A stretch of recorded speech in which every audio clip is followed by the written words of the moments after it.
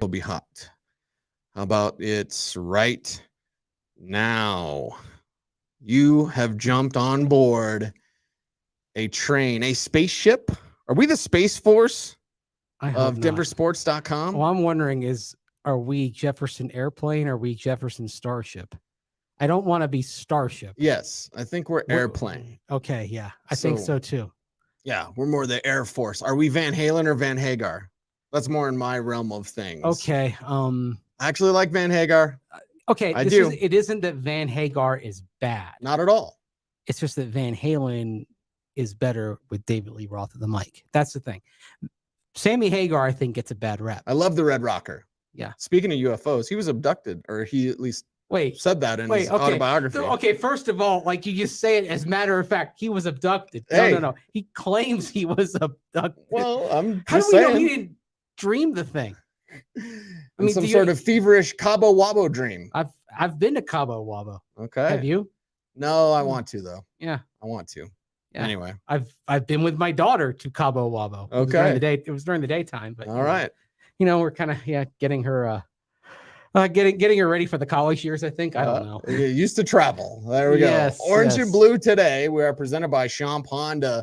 Forget the cold open. We're just going to come in telling you about Russell Wilson and 2-minute drill and Jonathan Harris making plays. And I'm not sure Quinn Miners was rude to you. I don't think he was. No, actually, he was as nice as could be. Yes. He was very succinct. We're going to get into that. I'll get into that and my theory on it. You may, if you were listening to the drive in the previous half hour, you may have heard why, but I'll re-explain it and I'll go into more detail here. Quinn handled it really well. Really, I mean, answered a question I had later on. I've always gotten along with Quinn, probably the Wisconsin thing, but yeah. Probably you're just a good guy thing. Yeah, thank you. I appreciate that. I bet animals feel comfortable around you, right? You can always tell when someone's not a good person when your dogs are like, this dude's weird. Most dogs like me. Okay. And I like most dogs. That's right. Orange and blue today. We're presented by Sean Payton. Let's do our Russo-meter. Or Phil Longford Russo-meter. Is it Russo-meter or Russometer? Ooh. I think it's Russometer. Well, it's spelled O-meter with the dash, so I'm just saying Russ-O-meter. But Russometer flows off the Eminem would like Russometer better. Yeah. Russometer, barometer. I won't rap. I'm sorry. Was he not good, just okay, or great today on what many are calling Russell Wilson's best day? He's between just okay and great. He may not have many of these, so how about today we say Russell Wilson was great? Yeah. Comparatively speaking, right? So we're talking about it's a scale of 0 to 3, right? I'd say he's a solid 2 to 2.4. 2.3. How about that? Nice. In today's program. And I think it's relative, Mace. Like, he's great today. There's still frustrations with Russell Wilson. Okay. Well, let's start with the 2-minute drill. Okay. Of course, it's first team offense versus first team defense. Ones versus ones. It's going askew because of things beyond Russ's control. Right. 2 false start penalties up front. Yes. Refs out there now. Yeah. That's not on Russ. Okay. Those pre-snap penalties, delay of game, we can talk about it, but these were false starts. That's not on Russ. And then a little dump off to P. Ryan to get 4 yards of it back. So he's sitting there in 2nd and 16. And then, Jonathan Harris gets his hand up. As I talk with Harris after practice, it's the old Bill Kolar teaching. When you can't get there in the pass rush, get in position to get your hands up.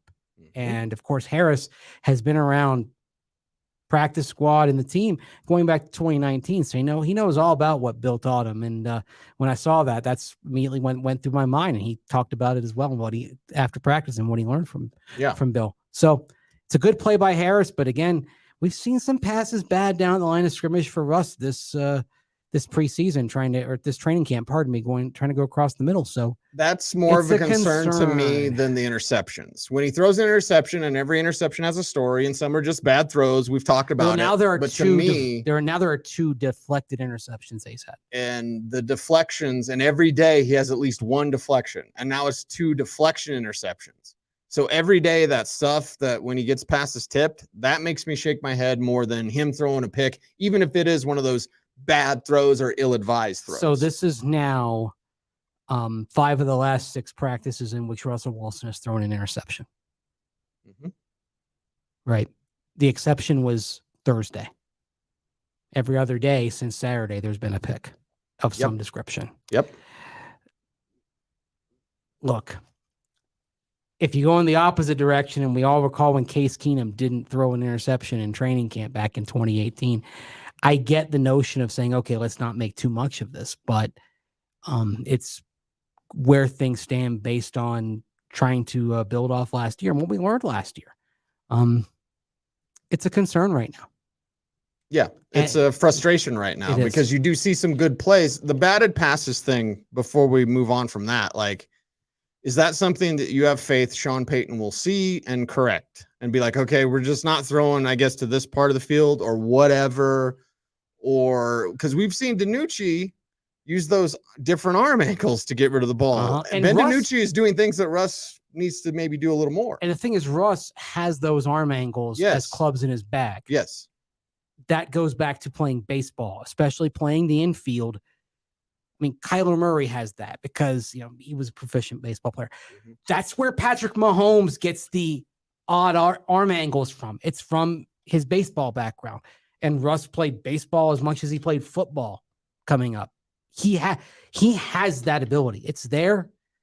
How do you get him to do that? How do you say, okay, let's just get him a little bit outside, or just get it, you know, get to where he sees it happening and then he can kind of just wing it in a little bit. How do you get there? Because yesterday also, or 2 days ago, remember there was that play where he kind of lofted it and to I think it was to P. Ryan, right? A couple of days ago. Yes, it was. And that last year, remember, that was an interception in the Kansas City game, right? Mm-hmm. And it could have been intercepted there as well. Like when I saw it, I'm like, oh no. David pointing out Elway was a baseball QB too. Exactly. You know, I think for playing quarterback in the NFL, growing up playing baseball is probably one of the best pieces of training that you can have because of what you have to do arm angle wise. Right. Well, Russell Wilson continued to frustrate those in attendance, but today he did have flashes as well. And this is where my frustration comes in, because he'll make those quick throws to Jerry Jeudy in 7-on-7 or whatever, and he'll get to team drills and even get to the red zone. And you can see it trying to come together. It just hasn't fully done that. So I'm going to quote Mark Schlereth. I'll give him credit this time. Next time from here on out, Mace, it's all my quote. They're running plays, not the offense. Mm-hmm. Something I've talked about with Sean Payton, even backing it up yesterday, saying we're not running, you know, like when this team can run, when they can set up play action, I'm going to judge Russell Wilson right now. I'm going to say, there's frustrations here, but I'm not saying he sucks or he can't play or whatever. Look, I said this morning it wasn't Stink today. So it was Chad Brown and Mike Evans. I'm withholding judgment until we get into the regular season and see. I want to play it out. We're going to evaluate it day by day, but overall, the notion of is he finished? I'm not saying that today. I'm not even going to say that after preseason games. I want to see what it looks like when we get in the regular season first. Right. Everyone else may make a definitive pronouncement before then, and that's fine. I'm comfortable with it. I don't really care, but I got to see more. And part of it is, I know what Russell Wilson has been before. I've got to see that it's continuing down the path that it did last year. I still think there's plenty of window for him to get it back. At least maybe not to his Seattle apex, but to still be a pretty good quarterback. But we can't sit here today and know that. Can you answer Media Critics' question then? I don't think we can yet. I don't think we can. Is this Russell Wilson's? Russell Wilson's final season with the Broncos? You'd have to say it's greater than not, but we can't really say because they're not running the offense yet. I'm not going to shake this can of soda. If it were a magic 8-ball, I would. Ask again later. See, there you go. Okay. There you go, Brian. Hey, you know, that's a good question, though. Yeah, it is. Some would say a very special question. Drew asks, these recurring penalties were supposed to be a Hackett problem. The refs just showed up we actually haven't seen many penalties, more offsides than false starts to this point. But now refs are here, so we're going to see more flags. We saw false starts today. We saw defensive holding when it was 2s versus 2s. Saw pass interference on Damari Mathis. Yeah, we saw we saw some PIs in one-on-ones as well. So, they're watching closely right now. But there were false starts happening before the refs showed up. Yes. Yeah. Yes. Yeah. It's just now you're in the closest thing to game conditions that you're going to see. Now, Nate brings up something that you talked about, like how do you get Russ to get these different arm angles or whatever? Move the pocket. I'm actually surprised we haven't seen more of it, Mace, but move the pocket. You saw it with Drew Brees. They would move the pocket and they would make sure to separate in the middle of the line wherever they were moving to, so that Brees would have open ankles. The great thing about Sean Payton's system is he will scheme things open. Get it to where your quarterback can get the ball. That would help the tackles as well, I think. Because another thing that happened today, this is becoming a feature, not a bug, is Jonathan Cooper and Nick Bonito dominating off the edge. Wrecking havoc or wreaking havoc, whatever you want to say. It's wreaking havoc, but they're doing both. They're wreaking havoc and wrecking plays. That's what they're doing. Wreaking and wrecking. It's their new nicknames. Which one is wreaking and which one is wrecking? I don't know. That's the thing. You just never know. That's like straight out of that's like a great old school baseball nickname, right? Like, wreaking and wrecking. Yeah. That's if you've got two pitchers who are dominant at the top of your rotation, one wreaks and one wrecks. Okay. One wreaks havoc and one wrecks the play. Yeah. There you go. I think Bonito might be wrecking. He's doing it every day, man. I think the guy that we came in with, maybe not the lowest expectations, but the player that has improved or made that jump the most through the first week and plus of training camp has been Nick Bonito. I think so too. And it's great for this team, by the way. He made a great play against the run today too. Yes, he did. Did you see that? Yep. Yeah, it's really cool to see him making the leap. And it's why you never judge a draft class after the first year. Just don't.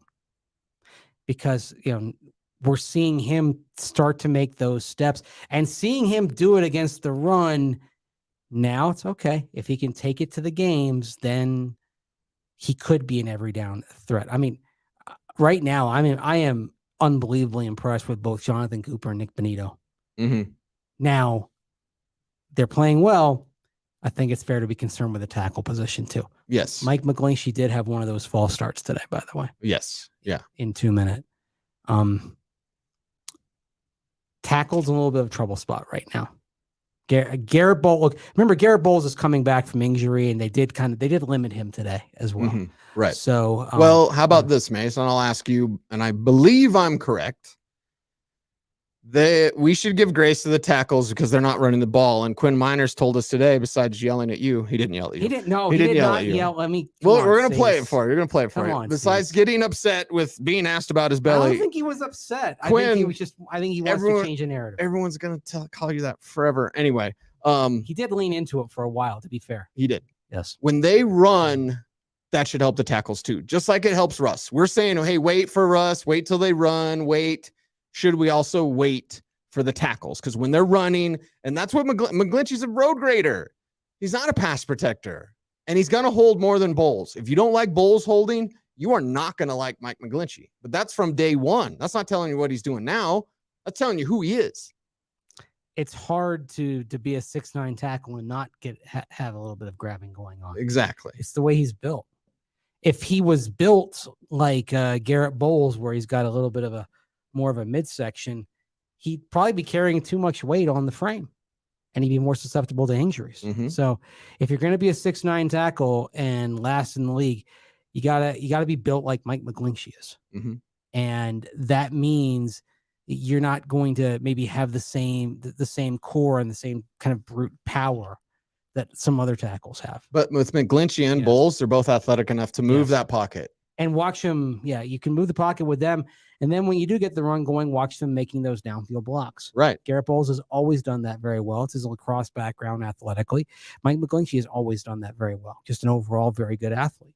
So sometimes baseball references, sometimes Lax for Life, lacrosse references. So you never know. I think that is the first lacrosse reference on this show. It is. It is the very first one right here on August 4th. Did you know that lacrosse is the national sport of Canada? Really? Yeah, officially. Okay. All right. Not hockey. Lacrosse. Lacrosse, the official sport of our neighbors up north. Well, I think it was also it traces its origins back to First Nations up there too. Okay. So nice. Yeah. Do you want to talk 2 minutes before we get to the belly? Yeah, I mean, in general, just it was a nice rebound in the second 2 minute period. Also, a couple of catches by Cortland Sutton when it was the second 1-versus-1 series in 2 minutes when they were just trying to get a field goal. And that's continuing a really good camp for Cortland Sutton, although he did have a drop in one-on-ones today on a deep ball.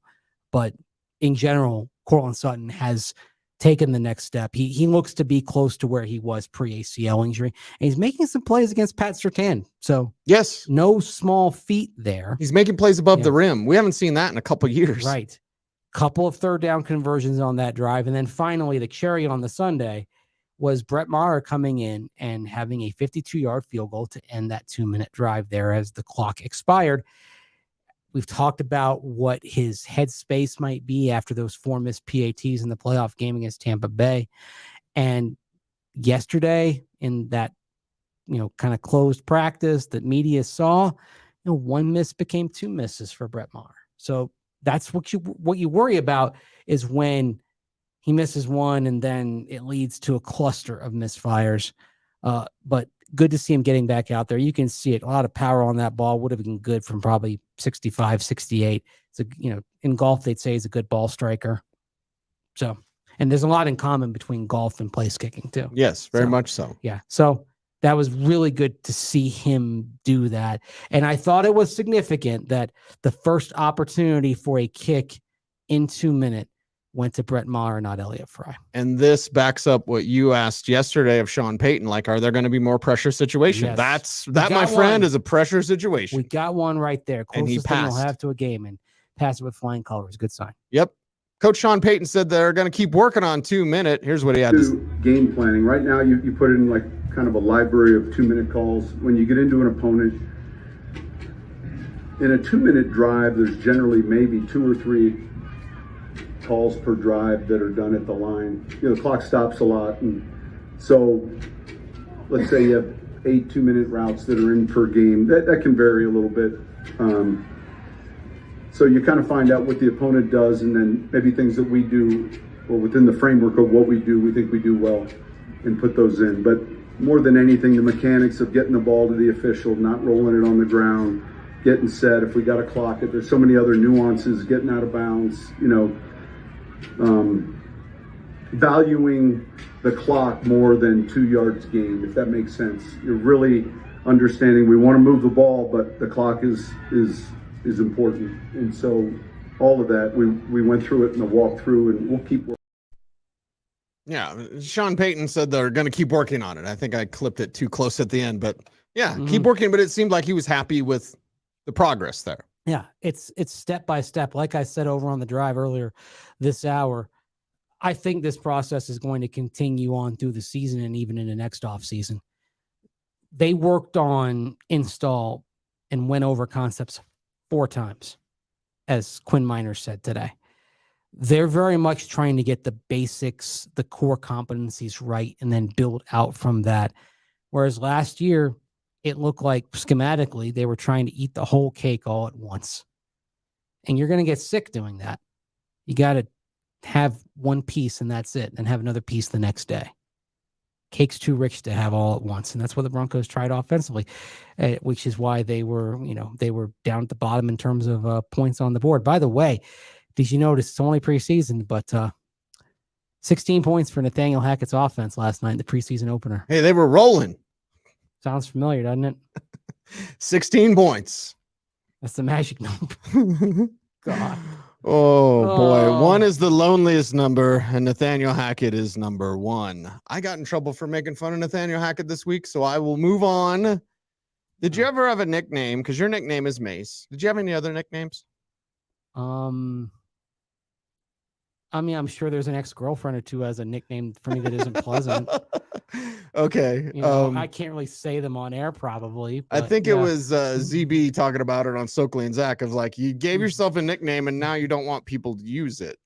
Yeah, okay. And he was selling merchandise with the nickname. Yes. That's the other thing. Was it for charity? It was charity. Yes, okay. okay. Yeah, it was for charity. But still, like he promoted the belly t-shirts. Quinn Miners leaned into the belly as a nickname in year one. And then last year, the storyline was they're going to wide zone, wanting to slim up, and the belly was scaled back a bit. Well, now you're back to a power scheme. The belly is back. Yes. At least it is, but very subtle. Like the belly, you see it in practice, right? Yes. He's about to walk up for the press conference and he kind of covers it up. He was sitting down waiting for coach to finish, and the shirt was up. Yeah. It was like a halter top, and the belly was out, and he's been very proud of that. Yes. That's why I was not shocked with what he told you, Mace, but I was just like, you've been so prominent with the belly this year. It's back. Well, and it's not a bad thing, baby. I think he wants to be known for something else. Let's roll that beautiful bean footage. A little more. Okay. Well, this is going on year 3. I wish we would stop talking about the belly. I'm just kind of doing my thing. I appreciate the question, but I'm just trying to play football and get better. I'm sorry. He's very pleasant about it. Even apologize about it. I'm sorry. Yeah. You clipped your question out. You're not like D-Mac. D has to have his question in. Oh, and we were talking about it on air. They're getting ready to play that on air. They're playing my question. Okay, yeah. I don't usually very legitimate very fair question. You weren't out of bounds, and I don't think he was. I might give you a little grief about it, but like he kind of just wants to move on. He wants to be known, I think, to kind of just try to delve into the psychology of this. I think he doesn't want to be known by something that is a little bit of a gag, right? Or something that's frivolity. A clown, silly, whatever. Like, the belly. The big guy, the belly. The guy's doing he's in the woods up in northern Wisconsin, and he's chopping up stuff. And I think he wants to get past that and be a real legitimate NFL player. And that's what this is. It's part of the maturation. You're getting, the belly, it's something that as a nickname and as identity, it's the sizzle, right? Mm-hmm. People know it. But now he wants the focus to be on who and what he is as a football player. He doesn't want to be about the sizzle of a nickname, but the substance of how he's playing. And for the most part, he's playing pretty well. He did get schooled by Jonathan Harris. Yes. In one-on-ones today. Yeah, one on the pit. It's our favorite drill at the Senior Bowl. I'm just speaking for you now. It's our favorite drill to see in these practices because the pit, it's one-on-one. And I know like Tyler and all the offensive linemen hate it. Because they're right. It is. There's a bunch of space, right? You're not going to get that. Has the advantage in the one-on-one. But if you can win as an offensive lineman in the pit, that's awesome. So it is great. And Harris continues to make plays, not just in one-on-one situations. We'll get to him in just a little bit. But Quinn Miners, setting the tone of what he wants to be. And really it is up front. When they get to run the ball, I think, and I may be wrong, but I think there's this dragon that's waiting to be unleashed on opponents. And it's the Broncos rushing attack. We know Javonte looks good. We know Samaje looks good. Jaleel McLaughlin. I understand people aren't here reporting Tyler Beatty's the number 3. That's nothing could be further from the truth, although he's in the conversation. But Mace, I just think guys like Miners, guys like McGlinchey, obviously Ben Powers, obviously, they're ready to go. They're a race car in the red, and they just can't wait to unleash hell on their opponents. Yeah, I like the way you're doing that. It's pretty strong. And on the interior, especially, I feel like they're right there. I think there's some work to do for the guys on the outside at tackle, but the interior 3, you watch the way they're working together in tandem to block Zach Allen, for example. It's working really well. I know, by the way, work today with DJ Jones getting a rest day too. Mm-hmm. Yeah. And they were still pretty effective up there. Yes. We saw Pointe Jonathan Harris. We saw PJ Mustafa up there again as Yeah. well. Yeah. You know who else is making some plays? Shout out Elijah Garcia. You've seen him make some plays from time to time. Nigel says it the right way. The word I was searching for, you were searching for. Gimmick. Yeah. Quinn Miners doesn't want to be known as the gimmick. He's the belly. But at the same time, like, and he's super flexible. Like, you watch Quinn Miners stretch. We've talked about it. Like, he's stretching better than wide receivers stretch. Like, way more flexible. He is a physical but freak. It's like the belly's out and it's prominent. He's on the field and it's the belly. And then he gets to us and he's like tucking in his shirt. Yeah, he let the belly breathe until it was time for the press conference. I get it. Yeah. You know, whatever. I had a boss tell me I couldn't put my nickname on my time card one time when I worked at 7-Eleven when I was in college. What was your nickname? Stud. I didn't give it to me. I did not self-gloss. Time out. I did not self-gloss. Thank you. Someone did call you Stud then. Yes. Yeah. All right, cool. I mean, people called me Mace before I kind of leaned into it, right?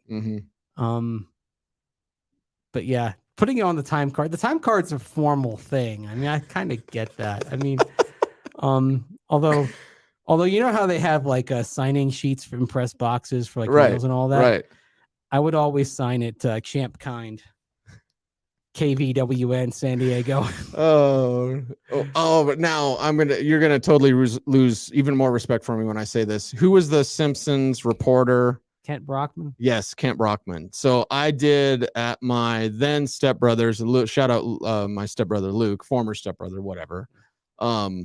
Love him to death, and he got married. And I did the Kent Brock. I got all hammered. I went up there to do the speech. Like, I'm Kent Brockman. You may have seen me on. No, that's Troy McClure. Oh, Troy. I did Troy Kent McClure. Brockman is the news anchor. Yes, Troy McClure is the actor, right? Played by Phil Hartman. Yeah, oh, God rest his soul. So and he would be on. You know, you may remember me. You may remember me from such educational films as Lead Paint, Delicious but Deadly. So I did that at the speech. I did the Troy McClure so much so that the DJ had to take the mic from me. He's like, "Okay, Troy, that's enough.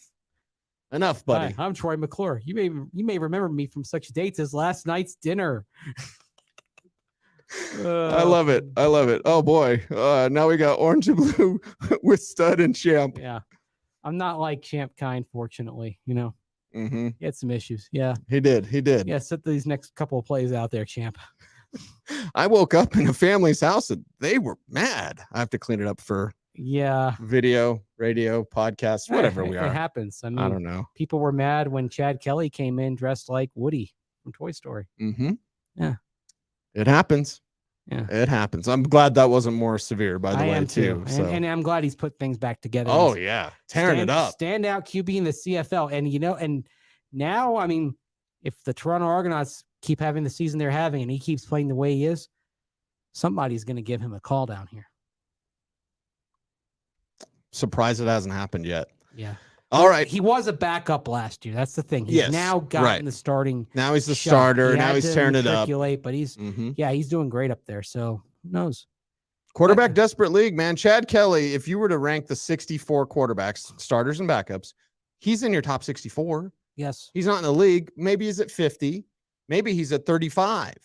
But he's better than the top 64 that are in this league. All right, let me ask you this. Who would you rather have, Chad Kelly or Jarrett Stidham? Chad Kelly. Bold flavor. Anyway, Jonathan Harris. Let's talk about him today. How about Coach talking about Jonathan Harris? Huh? Well, I asked Mike, or my dad said Mike Shanahan. Oh my God.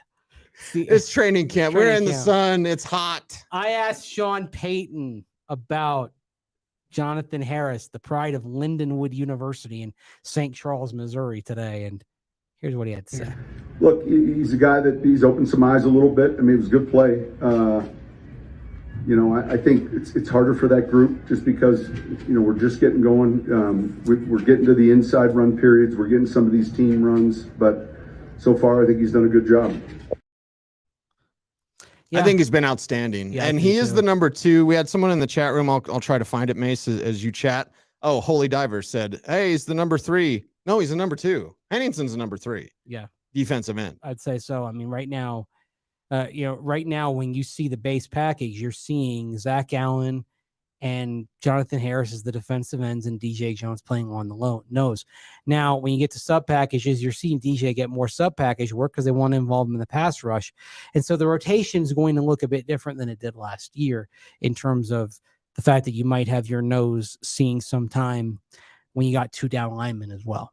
Mm-hmm. But yeah, Harris just keeps making plays. I mean, Matt Henningson's definitely more of the plugger type, but Jonathan Harris has gotten some pressure. And then, like I said earlier, the old lesson from Bill Kolar. Remember, Harris has been around on the practice squad off and on since 2019. He's been here a minute. I mean, I was telling, we were talking about today, like there aren't many players left from when Jonathan Harris first walked into the locker room. Right. There's been a lot of turnover, and he's still here. Even though he hasn't emerged as a starter, now that could be about to happen. But that tells you something. And Mace, this is how they believe in his talent. This is why we love football. One of the reasons why is because this is the meritocracy. This is you work, you grind, you do the stuff that nobody else is going to do. You emerge, you sharpen your skills. Ideally, this is what you want to see, and you love to see it from Jonathan Harris. And again, I'll say it. Give me a quarter every time I say it. He's Deshaun Williams. It's the exact same story we saw with Deshaun Williams. Hopefully Harris sticks around, though. Yeah, well, I mean, with Deshaun Williams, I mean, he kind of played his way up and played his way out, basically. And it turned out Ejiro Evero had a spot for him in Carolina. There you go. Works out fine. He's happy. He's back closer to home. He went to Clemson, not too far down the road, a couple of hours from Charlotte, so good for him. But now Jonathan Harris, next man up, getting a look. And you're going to see a lot of him this year, the way things are looking. They want to see him continue to kind of stack some days here, but he's shown some promise. Now, the thing that could upend the whole thing is if the Broncos bring in another veteran on the defensive line. But if Jonathan Harris keeps making plays like the one he did today, they'll give him that shot. Okay, clearly Jonathan Harris, our hot player of the day, presented by Phil Longford. It's Orange and Blue today, presented by Sean Ponda. I'm going to ask you this. Dude, whoops. We're naked. Do you want Shelby Harris or do you want more of Mr. Jonathan Harris? I want to see where Jonathan Harris goes. I do too. Shelby Harris, love him. God bless him. He's still going to be out there. Right. I think you let the kids try to figure it out. He's doing really good. Yeah, he is. In general, but that's sort of where I stand. Let's keep going down this path and see what he has. Mm-hmm. So when I see the Shelby Harris tweets from people, which is good, we all love Shelby. Well, he's a name. But I also go like, just watch training camp. Like Jonathan Harris is coming through almost on a daily basis. I think Nick Benito is like the everyday star, but Jonathan Harris is right there, man. Mm-hmm. And if you keep doing it on an everyday basis, then that you're showing the kind of consistency that coaches want to see. So yes.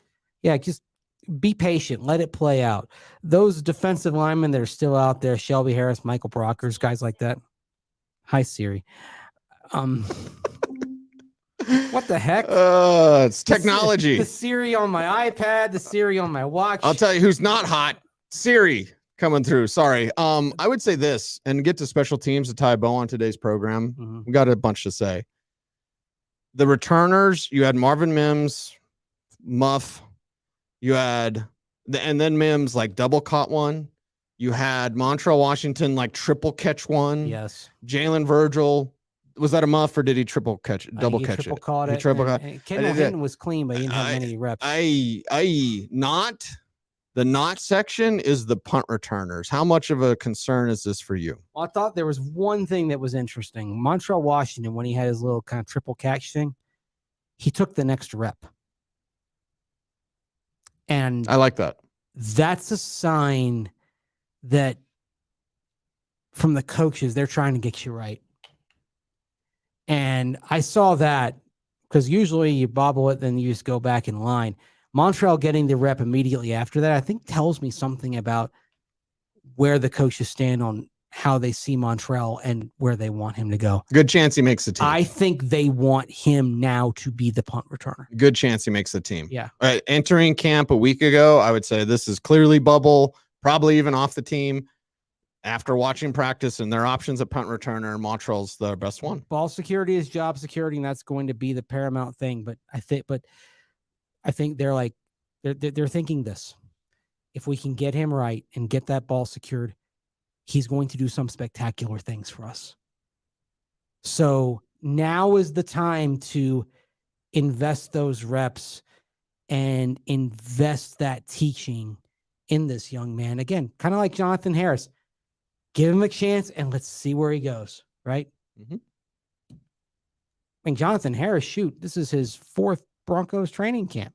He came here middle of the 2019 season. I mean, and now you're seeing some results. I think patience sometimes gets rewarded in this sport. This may be a league that's called not for long, as Jerry Glanville used to say, but I think patience is going to be well served here. Anyway. Nigel says, do you take more from training camp or the 3 practice games? As someone who has every preseason game on tape from the year 2000 till now, it's preseason for me.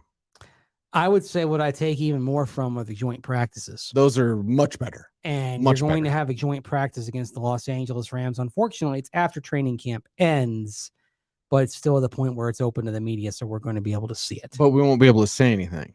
Well, that week is usually the week where you've got sponsors on the hill. But I also got in trouble that week years ago because when Trevor Siemian won the job, and it was like the next week of practice, that next day, if you remember, he threw like 5 picks. Mm-hmm. And I tweeted about it. I go to lunch. I think it was Burger House. And Eric Schubert, who we love. Is it Burger House or Dog House? Oh, Dog House. Sorry, Dog House. Eric Schubert, who we love, calls me up swearing. And he's like, what are you doing? You got Shu swearing? Shu was like, what are you doing? And I'm like, but Trevor threw the 5 picks and this is your starter. And he's like, you can't do that. And I was like, okay, I'm sorry. Well, the other thing is, I'm sorry, Shuby. When you got another team in there, the secrets kind of vanish. Well, their media might make way for us to say something. Yeah. So I think at that point, if something happens that day, I think we're going to be able to talk about it. I wonder if our dear friend Sam Farmer will join us. You want to talk about one of the best NFL writers? Spent a long time not covering a team. Exactly. He was an NFL NFL writer for LA Times with no team. His beat was which of these teams is going to move to Los Angeles, and they end up getting 2 of them. Which, all respect, Sam, is one too many. Send the Chargers back to San Diego post haste. Please. Lurker Troy says, why can't you say anything? Media policy. We've talked about that. Yeah. It's been frustrating when fans aren't there. We can't. Watch yesterday's show, and we're like, hey, stuff happened. Sorry. We can't tell you. There's a little bit of latitude when you're talking. I mean, I certainly couldn't write about it, so I just wrote about Brett Maher. That's it's the nature of the beast. It's the it's what we do. Just the way it is, as Bruce Hornsby in The Range once sang. Mm-hmm. Yeah. And then Tupac sampled it. Yes. I think it was posthumous. Yes. It was one of his posthumous releases, but that was really good. Yeah. That was really good. Mm-hmm. I was one of those people. I'll fully admit it. I believed in the 7-year theory. Do you know about this? No. When Machiavelli came out. I mean, I know about half your age plus 7, but I don't know about the 7-year theory. The 7-year theory said when Machiavelli came out, it was called the 7-day theory. It was Tupac's last album. He did it under his different name, Machiavelli. Mm-hmm. And everyone was like, he's still alive, and he's going to come back in 7 years. So to the day, as someone who, when I used to go to Vegas, I would pour out some liquor for Tupac on the corner, usually a 40, Steel Reserve or whatever.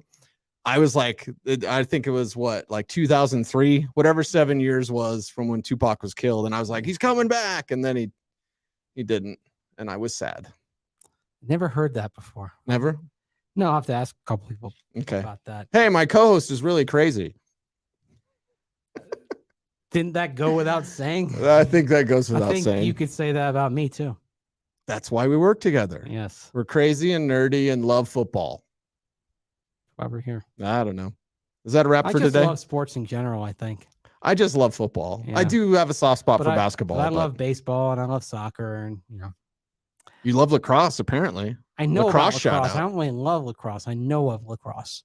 I mean, I don't love some musical acts, but I know of them, right? Okay. And that's all right. Yeah.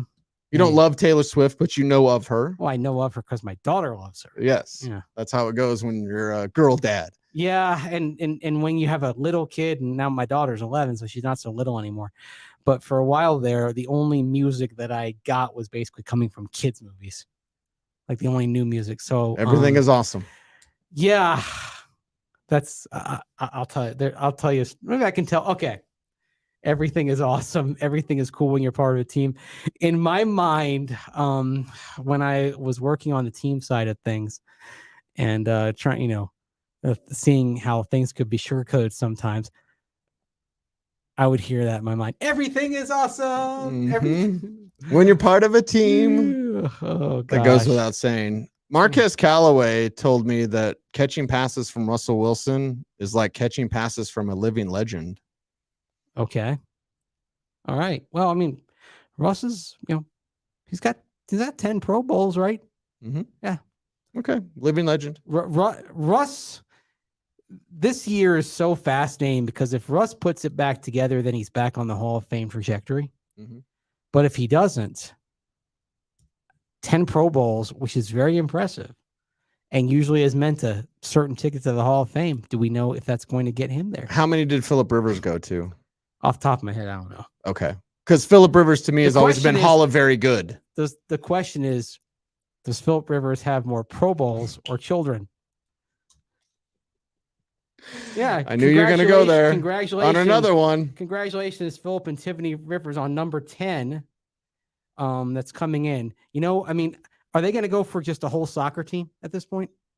I don't know how many's on a soccer team. 11. 11. Okay. Same as a football team. Well, they have a baseball team now, so.